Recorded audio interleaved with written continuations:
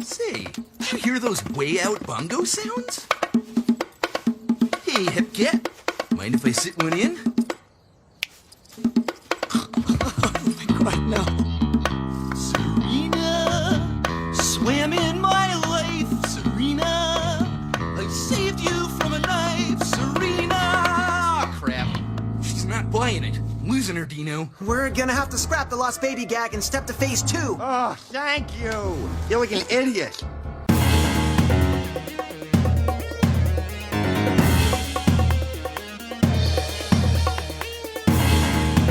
All right, so hi.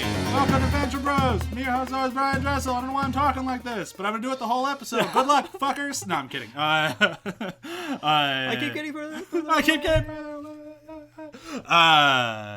Thank you for listening. Here we are with co-host as, well, not as always, because Nick still isn't here. Nick misses a big batch of season 6, which is really a shame. He loves the hell out of this season. And just, It's a great season. it really is. But we have Matt, Space Ghost, Dykes.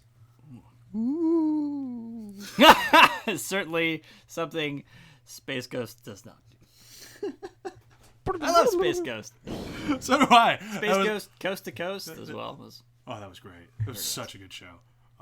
We also have Graham, Hoppity Hooper, Mason. Hoppity Hop. I have never heard of Hoppity Hooper. Being totally honest. Surprisingly, neither have I. Yeah, That wasn't like, just obvious. Okay. It sounds like an insult you'd call an Australian. You Hoppity Hooper. Oh, how dare you? How dare you? Ooh, that's low. Can you even say that on the radio? It is, to be fair, it's another one of those cartoons. We've ran into this before this season. That was like one of those in Rocky and Bullwinkle. Like when Rocky and Bullwinkle would take a break and they do like one of their little mini cartoons. Hoppity Hooper was one of those. Duh. Jeez, get with the times, people. I mean, we all knew that. We just played like we didn't. Yeah. So that you'd relate to us more. Yeah. But Yes. whatever. Of course. It happening one night. Dude! Is the Dude! Dude! Oi. Is the episode for today. I love the fuck out of this episode. Yes, sir. This one, and not next week, the week after, those are my contention for favorite of the season. And this one all comes down to the Doom Factory. Mm-hmm. This gang of villains, I really wish had just been the villains for the season. I totally understand. Less is probably a hell of a lot more with these guys. I bet they would have been really grating on more than one episode. Oh my god, yeah. But for this one episode, the brilliance is just unmatched. I will do a very, very quick breakdown of the episode because I just want to get into it. Basically, it's another group of people who are supposed to be taking on Rusty Venture. This time, it's the Doom Factory who reaches out to Rusty Venture with a very Andy Warhol-esque, like Empire State Building-esque video of just Venture Tower, and then just watching it, and just watching it, and just watching it, and then it's like, Dr. Venture, you will meet your doom! And I love all of that. Meanwhile, Hank is out on his first date with Serena, and he's being very Hank about it. He's got a good hankering about how to make a terrible date happen, and that's to hire Billy and Pete to play random people all around the city to try to impress her. Clearly doesn't really go that well, except for the fact that it kind of does. Yeah, it does go, well, I wouldn't say perfectly. It doesn't go perfectly, but it does kind of like the amount of effort of just trying to be sweet and impress her and not just try to get her drunk and have his way with her. It does quite a bit, which is kind of sad about Serena if you really kind of think about it. But it's a ton of fun to watch all of it play out, especially Hank's quote-unquote jacket. And then he takes him to a ninja restaurant, which is awesome. And I'm very annoyed that there isn't one of those in LA because I would go weekly. And then at the end of it, the Doom Factory basically robs all of Rusty's stuff successfully.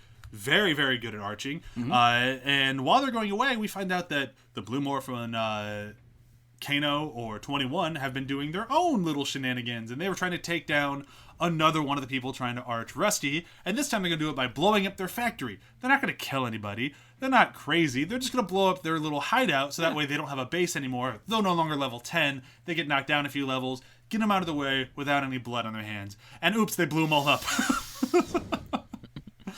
Again, success through failure. Yes. And that's pretty much the whole episode, right? Did I miss anything major in there? I don't think so. No. Oh, there is a team up between Brok and one of White Whale's goons as they go hunting for Rocco. Serena and Hank. But there's not really... Rocco. Yeah, Rocco, thank you. That reminded me of one of my favorite lines. We could sit here and play Rocco robots. Fucking great. But that's not really my favorite plot line, so I wasn't sure how much I was really going to dive into it, because it's really just kind of there. Yep. For how great Patrick Warburton and Warburton have been this season, it really kind of feels like they gave him a little bit of a break this epised. Yeah. Which is fine. I didn't need it. Like, I don't take that as a knock against the episode at all. It just means that I'm not going to focus too much on it. Right. Cool. Where to start? Let's start with the date. The date is probably the more wholesome thing, and then we'll move into the Doom Factory. Or we'll probably go date. Let's do this. Date, Doom Factory, Monarch.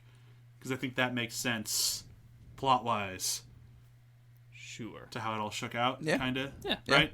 Because Monarch Sounds gets the good. final say, Certainly puts an exclamation point on the end of this episode. and it looked fucking cool. Yeah. So yeah, let's start with the date. I love Hank's attempt at being romantic. Don't you just love the feel, the wind in the air on a horse carriage ride, and the smell of horse poop in the wind in your hair?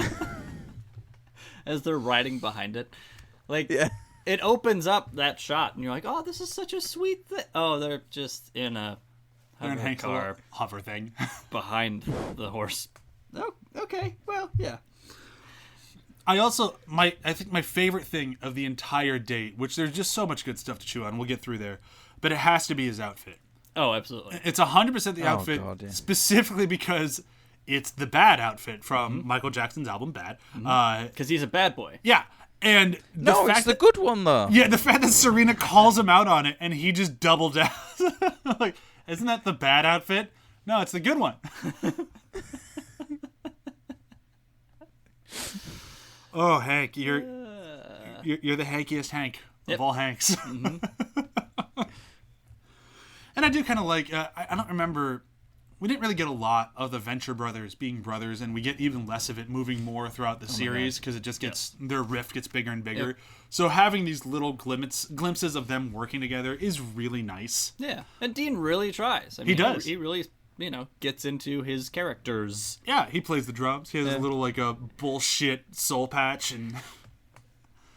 But he does, and he tries. And I love, like, the thing in the park with, like, him playing the drums. Like, do you mind if I stand in? And he just points to the bass. It's like... Dean It really just gets into happens it. to be there. Yeah. Yep. Come on. 4 different albinos held us up this evening. What? The albino crime rate's really high. They travel in packs. That's scientifically plausible. I just love the bit where Billy's like, where they're like, we'll have to skip the lost baby thing, and then Billy comes like, oh, thank God. Oh, man. And they're so good, too, this season. This is Pete and Billy, and Dean and this team up. But, yeah, they're great. I just to take a brief aside of how much we at Venture Bros, the Venture Bros podcast, have shat all over Pete White. And I remember going back to the beginning, like, I don't remember hating Pete this much. And now that I'm watching season 6 does a great job erasing that Pete hatred. Yep. And it's not like that he's that much better of a character or worse of a character, but he's way more tolerable in New York. And I don't know really what the change is, but I think this is why when we started this show however long ago, and I'm like, I don't remember hating Pete, but fuck Pete. Yeah. But Pete's the worst. Yeah, and like now I'm like, oh, this is why I didn't hate him, because he isn't that bad in later seasons. Yeah. He's kind of obnoxious, but it's not nowhere near as bad as he used to be. Yeah. And he, like, I think it's because his playfulness is a lot higher. And not playfulness, he's always been playful, but playful, like, selfish. Yeah. This, he'll actually play with other people. So with Billy and Dean and Hank and all this. Like when, the other episode where he was doing the robot in the robot. And you're like, Yeah. oh, that's kind of funny. And he's Yeah. like, hey, Billy, look. And, he's being more involved. As before, he would just literally go play video games by himself and buy a bunch of shit Robobo and some other shit Oh, for God. himself, which came in through this season and then was kind of shot Yeah. out. So, but yeah, I think he's definitely more playful and definitely more involved. It Which was is great. pretty Good to satisfying see. watching Brok knock him out, though. Oh my god, that was so... And he almost punches Dean, but Dean? And he doesn't even pause to be like, "Oh, I punched out Pete." It's just like, It's whatever. Moving on. Not even a statement or anything. Not even an acknowledgement that he just knocked out like a friend of many years. Through a camera. Punched a camera into Pete White's face. You can hear the flashbulb shattering. Oh, it's incredible. Pete's just down like a sack of potatoes. Just boom. It's just, you know, they could have like animated in a bit of a leg twitch or something like that, and it would have made it that much more better. But it's just perfect as it is, to be honest. Like, it just like camera goes into his face, and he's just down, like completely out. It is kind of nice to not hate Pete for a little while. Like, I didn't realize how much I'd grown to like him over 6 and 7. Yeah. And then go back to the beginning, like, man, this guy sucks. Yeah. And then in this sequence, we also bring back the Brown Widow. Yeah. That was cool. Nathan Fillion is always a joy. Especially bitter, jealous Nathan Fillion, who thought he was dating Serena, and turns out he was just stalking her. I'll get those drinks for you. And what can I get for the lady? Just trying his damnedest. And I love bitchy Nathan Fillion. Like I just thought you were a struggling actor like me. Well, I am as well. And also, taking one improv class doesn't make you an actor. Oh, man. I want that rubber throwing star that Hank got as well Yeah. with his drink. I want to go to somewhere where you get a drink and you get a rubber throwing star. I Absolutely. want this ninja restaurant. Absolutely. Like, if Public and Hammer ever listen to our show and they happen to listen to this episode, you guys have to open that restaurant. Just open a whole Venture Brothers themed restaurant. I know that's way more capital than you ever want to spend on anything for this stuff, but I would go. Yeah. I would if I'd you go. if you do it in Burbank. That's where I'm having every meal. I'm just letting you know you have one guaranteed customer. So maybe just like maybe 2 tables. Yeah, and just in case somebody else shows up, maybe Graham wants lunch too. Yeah. We're not gonna At sit the together. same time. No. Maybe we'd ask them When I to come put the over in tables March, together. let's set up. Maybe. Let's do the ninja restaurant. Yeah. We'll set it up while I'm over there in March. Those 2 weeks that I'm Yeah. staying over, we'll set up an entire restaurant. Yeah, we'll do a pop-up, a ninja pop-up in Los Angeles. Yeah, we definitely have Yeah. the money to do that. Hey, man, dumb Starbucks worked. Yeah, I just bought a new microphone and I was legitimately worried about spending the money on it, but I can afford to do a pop-up. Crowdfund it. Yeah, perfect. That actually, we might actually get something. If every one of not our gonna do it, but listeners it would work. donates Yeah. £1, Or $1. We'd have £2. well, Or- yeah. $3. You know what? I only accept wampum. Just start sending beads to my house. I just want the whole barter system. So unless you already have a fully functioning ninja store restaurant, then I will trade you something. then unless you have that, we don't want to talk to you. Perfect. But anyways, Venture Brothers. yeah. That was actually a somewhat entertaining tangent. I don't think I'm going to cut that one out, and I usually do, but that one is fun. Let's get back into this. So let's go into the Doom Factory. Doom Factory is made up of. Yeah, let's talk. About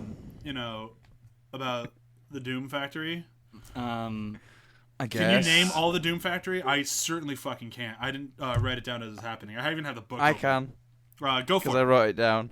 okay, So you got the leader, West Warhammer, obviously. incredible. Then there's Frigid, Serpentine, Eeny Meeny, Gerard the Gorilla, Black Mariah, Trashenstein, Ultraviolent, Billy Mame, which is my favourite of all the characters. I think He's just got the name. Mame on his shirt. Yeah, She-Hemoth and Hard Candy. Wonderful. I do. And I did all that from memory. Well done. Wow. I believe you. I believe you as well. Just ignore the eyes shifting from side to side. Yes. Well, luckily they can't hear that, so we're good. Actually, I can, which is weird. You see your eyes looked at. Yeah. Yeah, Clunk, clunk. my eyes do make a lot of noise when I shift them side to side like that. Especially when I roll them as well. Ugh. Oh, I heard that. The thing that I love about the Doom Factory mostly is that this one is like, as far as how I'm concerned, this is probably their most just like unashamed. We're just borrowing other characters and just making them Venture Brothers characters. Mm-hmm. Like it's just like the She-He myth is kind of like now I'm forgetting her name in DC Comics, but like all these characters kind of exist elsewhere, and these are just like the Venture Brothers versions of them, sort of like the quote unquote Avengers in New York. This has the same sort of feel of like, oh yeah, that's kind of there. And then we kind of have this like even Frigid is wearing the exact same glasses that Captain Cold wears from The Flash. Like the nods are very much there, and it's just. It doesn't feel like ripping off. It doesn't feel like they were lazy. It just feels like just pure love for this super geeky, nerdy stuff. And seeing them all together in Doom Patrol, Factory, is just the best thing. And I love this episode so much because of this cast of characters. Mostly because of Wes. I think Wes makes the entire episode work so fucking well. Oh my god.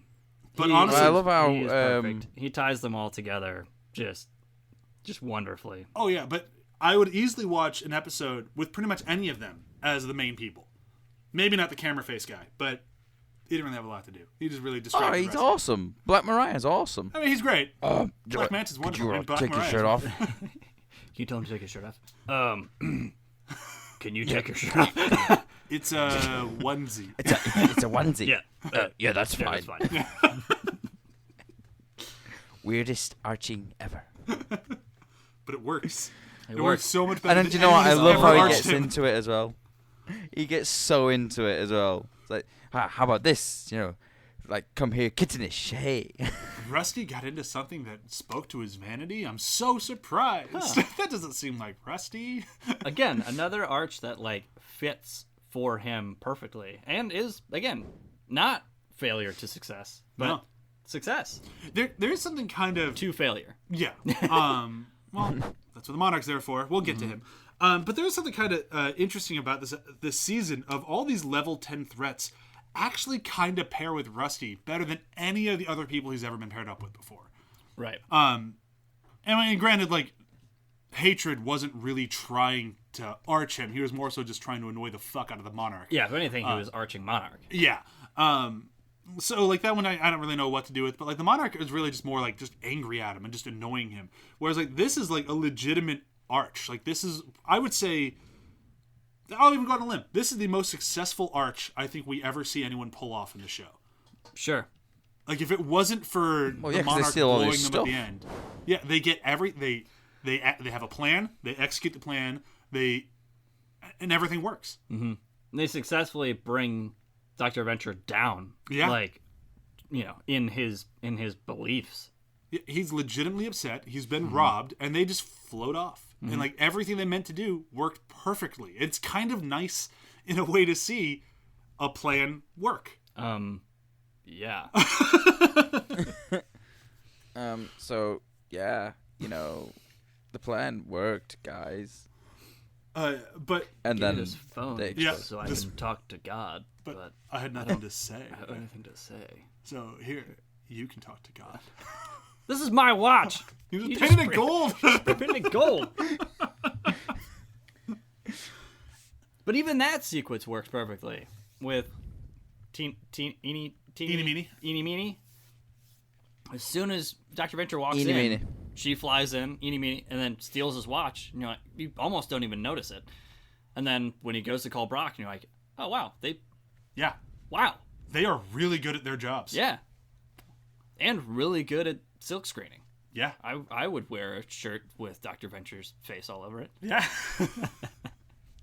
That's what I should make. Oh But anyhow, like I think the only character here that I would not want to just spend a shitload of time with would be Eeny Meeny, because she's the only one who's just kind of like, she's kind of there. She's the one who doesn't really have a lot to do, but it's fine. She does her job perfectly, Yeah. so it See, works. I mean, Kate that's kind of McKinnon where I again. differ. Is I think they all work collectively so well that separately, it's like, yeah, they're I'm sure they were all good, you know, arches for whoever they were arching before, But now, as a collective, they're perfect. Yeah. And that's kind of why I think, as having Wes Warhammer as a leader brings them together perfectly, and they are totally successful. But, of course, are totally brought down by one of our lovely complete nincompoops, the Monarch, in a totally failure to success to failure way that only the Monarch can pull off. And didn't it look totally awesome? It totally did. And oh my god. Oh, no. Is there anything that we haven't mentioned with Doom Factory that we need to hit before we move back into the Monarch? No, I can't think of anything. So let's move into the Monarch. Now, correct me if I'm wrong, this is the episode where the Monarch opens with tranking his wife, right? Or is that next week? I think it's this week. I believe it's this week. Yeah, it's definitely. Okay. Yeah, it's this one. Yeah. It's definitely this one. So this is the first point in this season where, like, granted, I get it. He's doing everything that Sheila would be like, what the fuck are you doing? Yeah. This is the moment for me where he crosses the line of, how do they rectify this? Like, I know they do, but I'm honestly trying to, like, rack my brain of, like, when and how. Like, I don't remember how he gets out of this. Because now he's drugging his wife to go kill people that she doesn't want him to kill. Like, this is, like, as high of a betrayal against her as I think he's ever done. Yeah. But also, still kind of in a weird monarchish way, still doing what he thinks she wants him to do by becoming a number 10 monarch. Yeah. So in his brain, you can see the leap. You can see how he goes, no, this makes sense. Yeah. Drug her now. I'll come back, drug myself, and we'll both wake up and go like, what happened? Like, I get where he's coming from. And with the whole list, I mean, the whole thing of this whole season of like, oh, so what you're saying by there's a whole list of people between me and Arching Dr. Venture is I need to have another persona to kill all of the people between me and is Dr. That's what you're saying, right? Yeah. No. You idiot. But yeah, totally. So I can I can totally get his thought process. It doesn't feel like it's a mistake. It's not like I'm like, Public and Hammer, what were you thinking? Totally makes sense. I'm just more so like, how the fuck does he get out of this? Like, I'm honestly, I've watched this show more times than I can count. I legitimately don't remember how this gets solved. I'm kind of curious to get there. Because I'm like, man, he really fucks up. Yeah. And I'm not sure if it's just this season and it being so, again, further on into the series where I haven't watched it maybe as many times as the other ones. Sure. But as I'm going through this season, I'm like really intrigued again and again every time. Yeah. And like new stuff comes up or the same thing comes up and I'm still within the episode. I'm like, what's happening? And it's quite pleasant to continue to come back to and rewatch. Oh, yeah. And it's one of those ones, like, I remember watching season 6 the first time and going, just didn't feel the same. I still really liked it. And then it was like I do every time a new season comes out, I watch it week to week to week. And then when it's done, I start over and then I plow through it. Right. And when I was week to week on this one, I wasn't a huge fan of it. I was like, yeah, it's fun. I like it. Like, each episode's kind of fun, but it wasn't really what I was looking for from Venture Brothers. When I then watched it just all the way through, I'm like, that might be my favorite episode, might be my favorite season of the whole show. It's really solid. Yeah. Yeah. And a lot of it It's has a to serialized nature. Yeah, exactly. And a lot of it has to do with kind of what's in this episode of the Monarch really being tested. And like more so than like back in season 2 when he's in jail and like that. This is like the first time when he's like legitimately like he's at his own. He's his own worst enemy, and he's the only person who can get himself out of it. Like, if he wants to be a number 10, he could try to rebuild a cocoon. He could try to go hire more henchmen. He could do this. And that, an egg sack, sorry.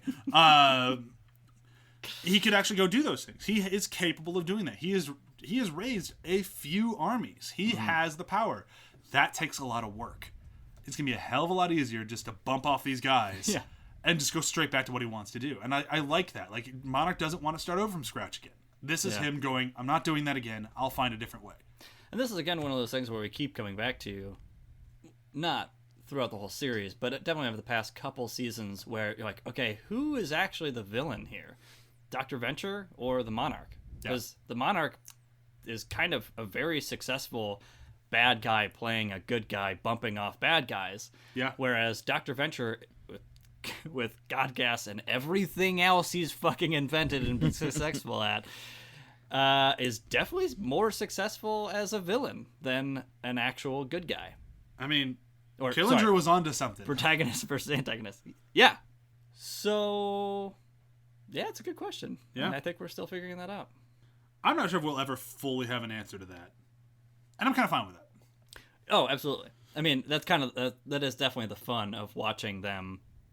Again, success through failure, of trying to do the thing that they think they're good at and failing at it, but being good at just being the opposite of the other person that you're trying to thwart.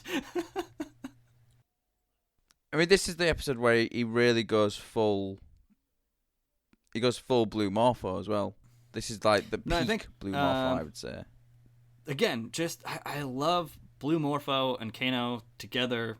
I mean, you know, Monarch and 21, that combination is incredible. But even in this alternate persona, they're just incredible. I mean, taking their hover boats or whatever.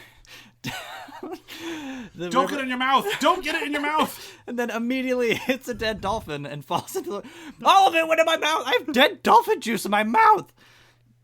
Is incredible. And again, now us both being fathers, it is incredible having to watch all of these shows with captions and just seeing the caption of dead dolphin juice in my mouth.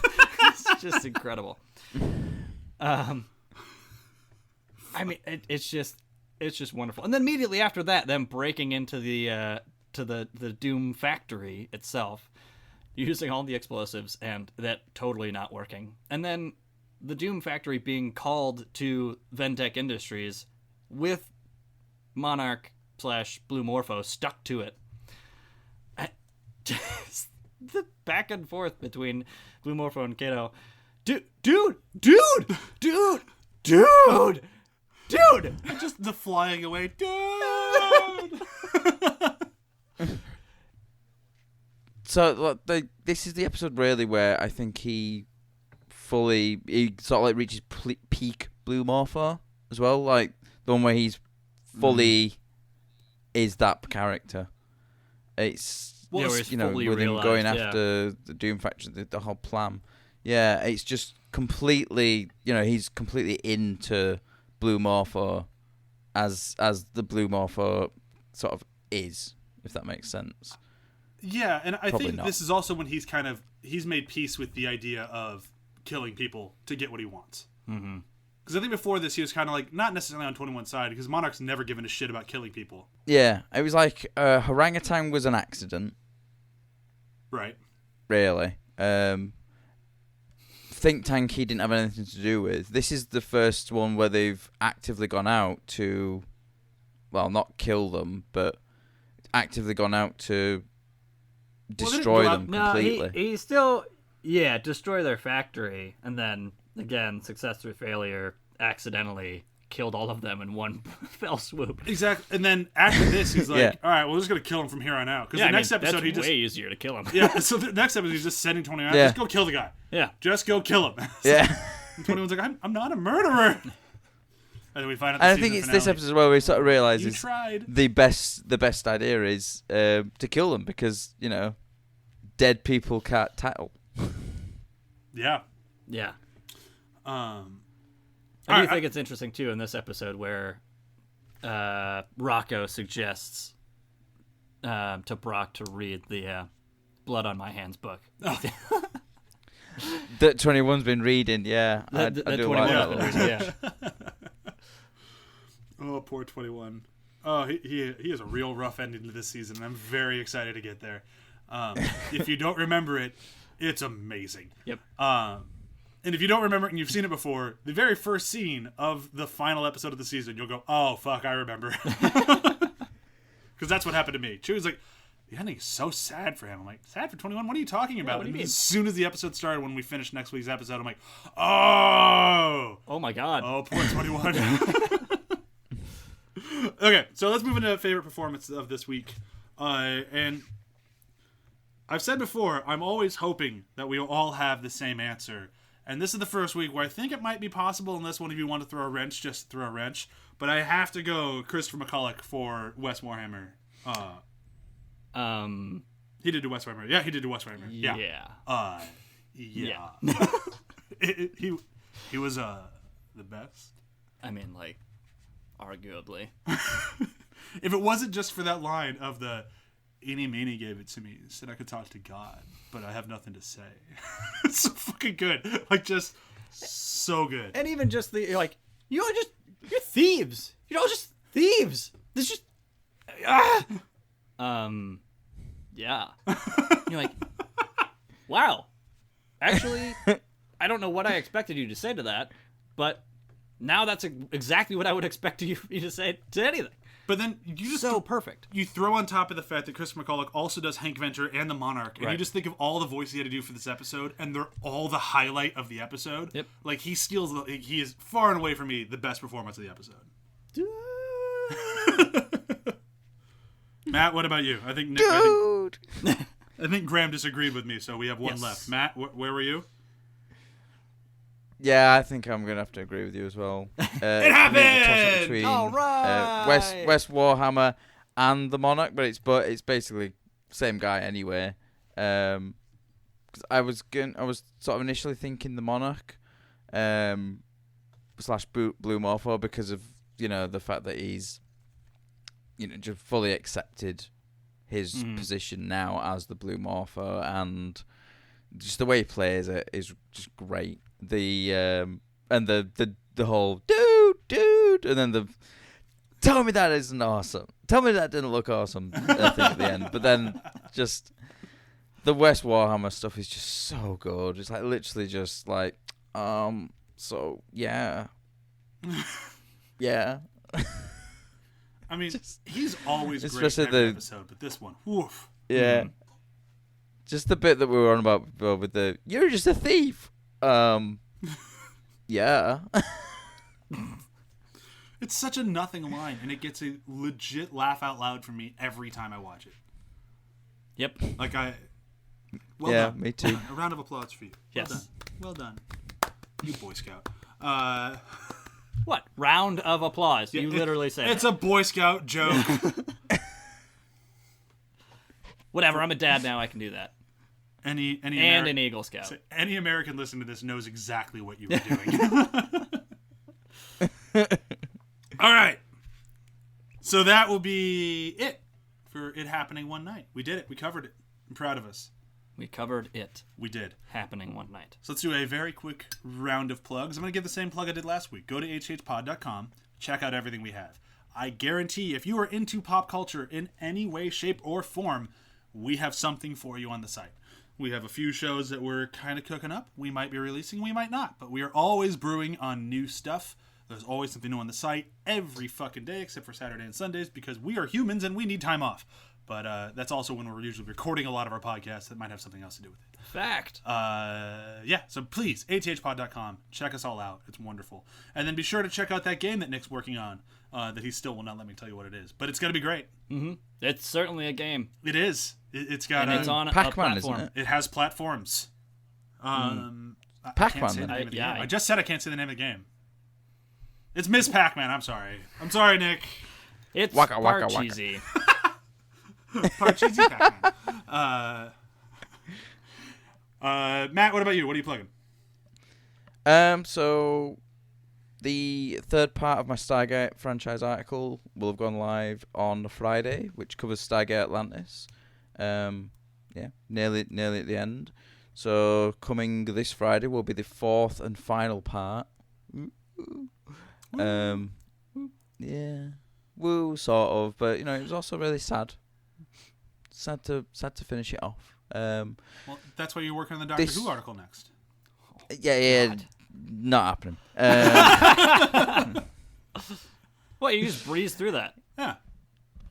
Yeah, it's only Yeah, it took me 55 years of TV. Yeah, I was going to say, just, from the beginning. Took me 3 months to do the Stargate one, so no. So now you're practicing. Yeah, you're totally ready to tackle. That's why you were doing Stargate first, is because you could then effectively tackle Doctor Who next. Yeah, to get your rhythm down. Yeah. Great, it's settled. Perfect. Hooray! What I will say is, this last weekend I will have been at a Star Trek convention, and I am planning on writing another article about my experience there, because I did one last year. That was one of your first articles for us, wasn't it? Yeah, I think it was the second or third one. It was early on. Yeah. Well, I remember I was actually finishing off editing the Die Hard one, which was my first one, on the train on the way down to that Star Trek convention. On my phone. I now have a tablet, so I can do some writing on the way down with an actual keyboard. Fancy. Um, Look at Matt in the future. So by tablet, Yeah. you mean like a tablet of stone, Yeah, he's right? chiseling on the train. Right. yes. Kink, kink, kink, kink, kink. I mean, That's that, it exactly. that does sound different than pen and paper. I don't know if Yeah. easier is the word. You ever but- see that old Flintstones movie with John Goodman and they have to take a test on tablets and then he erases? That's always bothered me. How the fuck do you erase on a tablet? It doesn't make any sense. So Matt, next week will tell us how to erase on a stone tablet. Tune in. I will. Okay. I know I steamrolled your plugs. Was there anything else you wanted to say, or should we wrap this up? No, the only other thing I was going to mention is I've gone for one of the higher priced packages this year, so I'll be doing a bit of a comparison as like, was there a benefit? I think that's part of that'd be good what to know. what I'll be writing Yeah. about a little bit more. Is like, consumer was there really a report. benefit? Yeah, Yeah, that be kind sure to of let thing. us know before I ever waste money on a ticket like that. Because if it's worth the money, I would absolutely spend the money. But I'm always afraid that it's just not. Yeah. Yeah, I've gone from Good on I initially went down Lieutenant's package. That was the first one. That was last year's, and I've gone to the Captain's package. What's So like the the regular lieutenant's ticket? pack- Just a red shirt? No, it's just general admission. Here's the door. They missed a trick And there, you're though, dead. didn't You can leave now. I just got here. Indeed. Indeed. Sucks, doesn't it? I feel the pain There is of a, so many extras over the years. There is a thing though of a lot of people will go down in like wearing red shirts, and every cosplayer they see in an alien outfit, like a Klingon or something like that, they'll just lay down next to them and get photographs taken of them, like so they've just been killed by the Klingon or something. That's fantastic. Okay, so be sure to tune in for that article. I look forward to reading it because I'm now very curious to know if I should spend extra money on tickets or not. So thank you for doing that. Thank you for paying for it so that we all Yep. don't have to if we don't have to, which is great. That is the only reason I did it, so you will be getting an expense thing filed. Indeed. Yeah, be sure to keep an eye out for my address. I'm just sending it to you. I'm working on it. I'm writing it down right now. Yep, I'm seeing it. Oh, whoa, that piece of paper Yeah. just lit on fire. I'm going to send you a That's singing telegram with my address. It's going to be great. It's alright, I'll send it to Sam and she can forward it on to you. Sam doesn't know where I live now, Nope. right? We're currently moving as we're recording Yeah, this just podcast. like carry the table. All right, we're leaving. Bye. Bye!